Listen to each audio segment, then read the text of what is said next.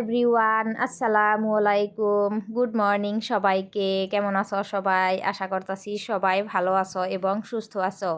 আমিও তোমাগো দোয়া আশীর্বাদে অনেকটাই সুস্থ আছি। সকাল সকালে ঘুম থেকে উঠে অল্প রোদে বইয়ে আসিলাম। তারপরে আমি আর নাজিয়া ব্রেকফাস্ট করলাম। করার পরে ভাবলাম যে আজকে তো শুক্রবার, ওই জন্যে অল্প সকাল সকালে গোসল দুমু।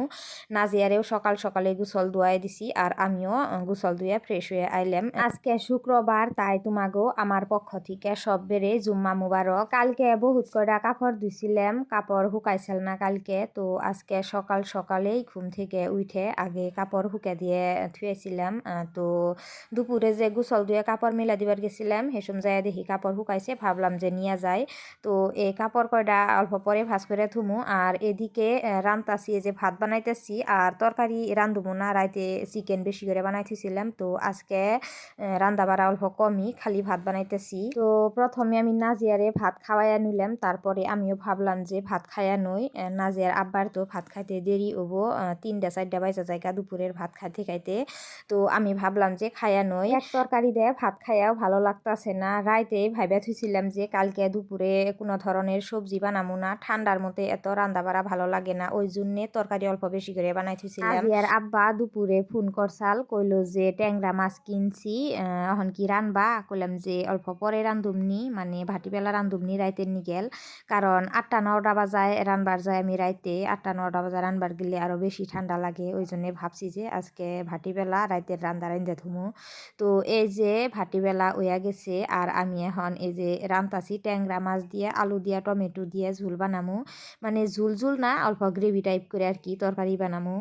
কালকে যামু নাজিয়ার নানিগো বাড়িতে, 9-10 মাস ওয়া গেল নাজিয়ার নানিগো বাড়িতে যাই না, ওই জন্যে অল্প মনটা ফুর্তি ফুর্তি। আর সমস্ত কাপড় চোপড় ভাজ করে থুয়ে দিলাম, কালকে সময় হবো না, ওই এই যে তরকারি রান্তাছি। তো মাছের মধ্যে সব কিছু দিয়ে মশলা টশলা দিয়ে আর কি মাছ কষাই নিতেছি। কষাইয়ে মাছ কয়টা উঠাই রাখবো, উঠাই রাখার পরে যে ঝুল থাকবো, ঝুলের মধ্যে আলু আর টমেটো দিয়ে ভালো করে কষাইয়া নিমু।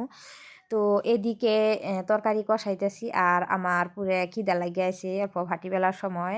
তো ভাবলাম যে ড্রাই ফ্রুটস আর আসাল ব্রেড ভাজা, ভাবলাম যে ব্রেড খাইয়া নই। এদিকে নাজিয়া লিপ বাম দিবার নিগেল কান্দাকাটি করতেছে, তো অবাই উপায় না পাইয়া দিলাম, কি করুম আর।